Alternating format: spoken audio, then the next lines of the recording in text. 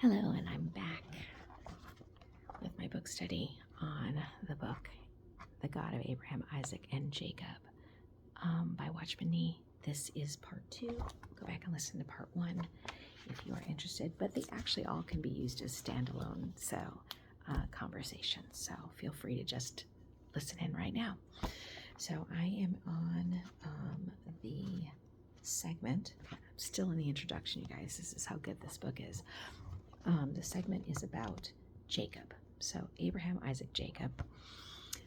Jacob is obviously the third generation.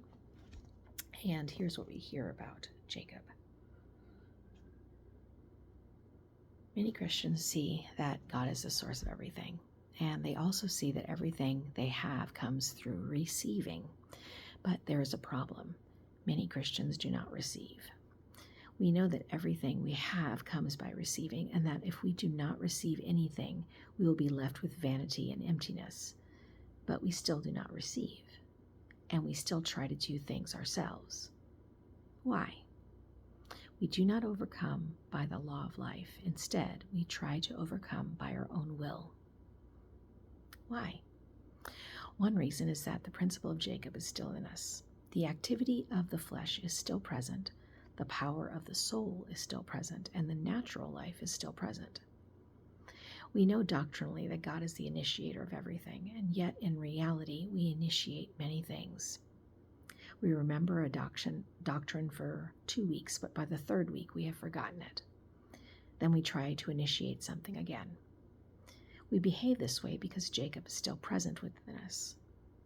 If a doctrine of overcoming or a teaching of sanctification only tells us that everything comes from God and that everything is received, without telling us that the natural life needs to be dealt with, the doctrine of overcoming and the teaching of sanctification are incomplete and impractical.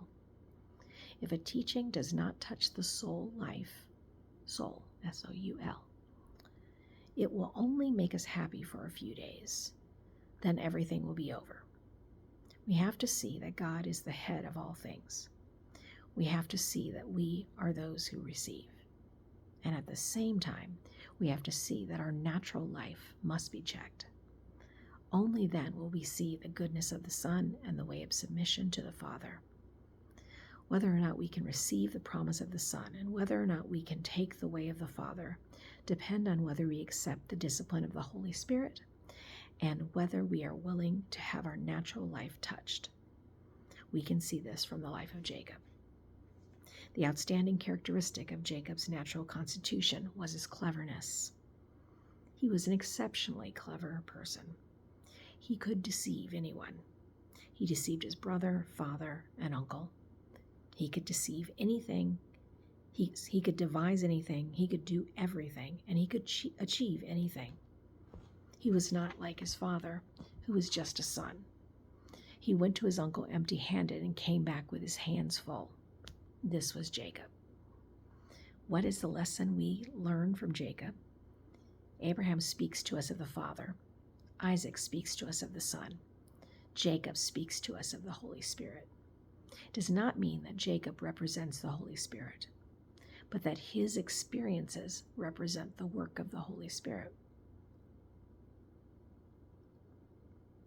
Jacob's history is a type of the discipline of the Holy Spirit. We see a crafty person who was filled with schemes and deceits, but at the same time we see a person whom the Holy Spirit disciplines step by step. He held his older brother's heel, yet he still ended up being the younger brother. He supplanted his brother with a pottage of lentils and usurped his birthright, but he, not his brother, eventually had to run away from home. He received his father's blessing, but he, not his brother, became a wanderer. And when he went to stay with his uncle, he wanted to marry Rachel, but Laban gave him Leah, not Rachel, first.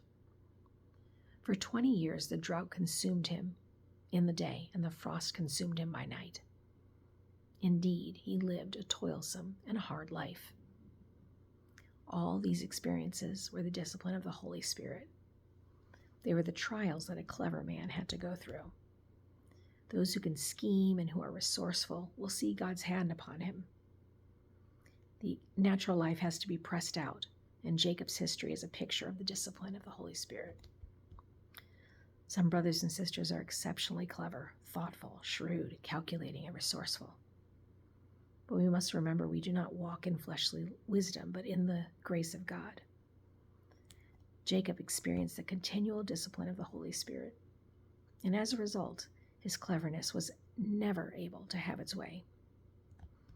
On the night at Peniel, where Jacob learned the greatest lesson, it was actually the best lesson of his life.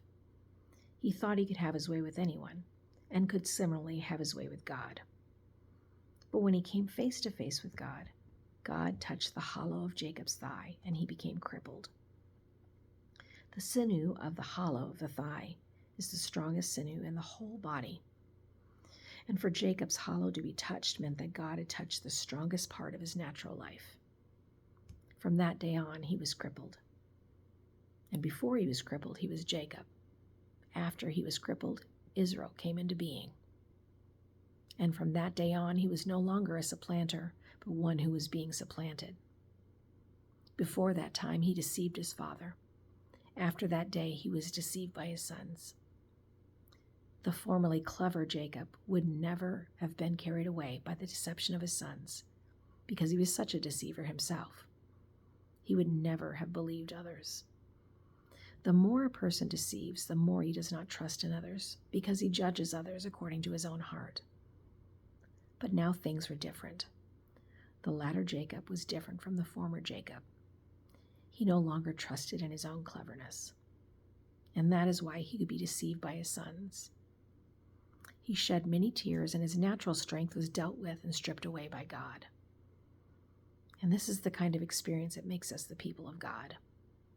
One day God will shine on you and show you how evil, wicked, and conniving you are. And when God shows you who you are, you will not be able to lift up your head. God's light will terminate you and force you to admit that you are finished. And you will acknowledge that you do not dare serve God anymore, and that you are not qualified to serve him any longer. And it's from that point on, you no longer trust in yourself. And this is called the discipline of the Holy Spirit. So I can honestly say that I think that there are times in your life that you're ready to hear something like that, right? And I think if you're a part of certain cultures, this is something that seems so unpalatable for you, you cannot take it in.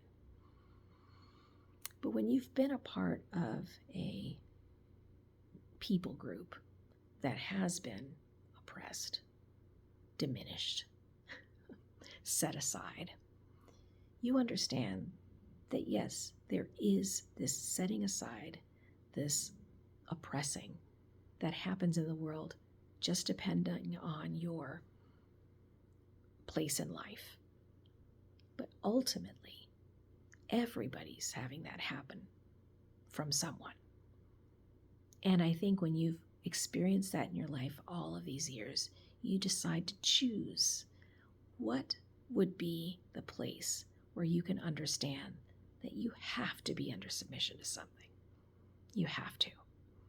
And you'd rather be under submission to something and someone that is a trustworthy source, and not a source that shifts and changes based on feelings, emotions, desires, agendas.